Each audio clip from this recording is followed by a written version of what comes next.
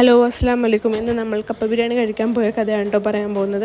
ഉമ്മ കുറച്ച് ദിവസമായിട്ട് കപ്പ ബിരിയാണി കഴിക്കണമെന്ന് പറഞ്ഞിട്ടുണ്ടായിരുന്നു, പൂതി പറയുന്നുണ്ടായിരുന്നു. അപ്പോൾ നമ്മൾ നേരെ കാക്കനാടുള്ള സലാം തട്ടുകടയിലേക്ക് പോയി.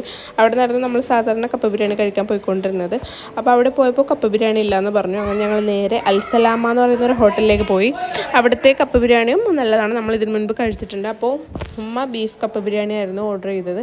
ഞാൻ ബീഫ് കഴിക്കാറില്ല, അപ്പോൾ എനിക്ക് ചിക്കൻ കപ്പ ബിരിയാണി ആയിരുന്നു ഞാൻ വാങ്ങിയത്. അത്യാവശ്യം കുഴപ്പമില്ല, നല്ല ടേസ്റ്റ് ഉണ്ടായിരുന്നു. ഇതിന് മുൻപ് കഴിച്ച അത്ര ടേസ്റ്റ് എനിക്ക് തോന്നിയില്ല, എന്നാലും കുഴപ്പമില്ലായിരുന്നു, നല്ലതായിരുന്നു. പിന്നെ എമ്മിക്ക് നമ്മൾ പൊറോട്ടയും ചിക്കൻ ഫ്രൈ ആയിരുന്നു ഓർഡർ ചെയ്തത്. പക്ഷേ അവൾ പൊറോട്ട കഴിച്ചില്ല, വെറും ചിക്കൻ ഫ്രൈ മാത്രം കഴിച്ചു. ഈ കപ്പ ബിരിയാണി കുറച്ച് സ്പൈസി ആയതുകൊണ്ട് നമുക്ക് അങ്ങനെ കൊടുക്കാൻ പറ്റില്ലല്ലോ. അപ്പോൾ അവൾക്ക് നമ്മൾ ചിക്കൻ ഫ്രൈ കൊടുത്തു. അങ്ങനെ നമ്മൾ കപ്പ ബിരിയാണിയൊക്കെ കഴിച്ചിട്ട് നേരെ ചീസ് കേക്ക് കഴിക്കാൻ പോയി. ഒരു ഹെവി മീൽ കഴിഞ്ഞാൽ നമുക്കൊരു മധുരം നിർബന്ധമാണ്. അപ്പോൾ അത്രേ ഉള്ളൂ. പുതിയൊരു വീഡിയോ ആയിട്ട് വരാം.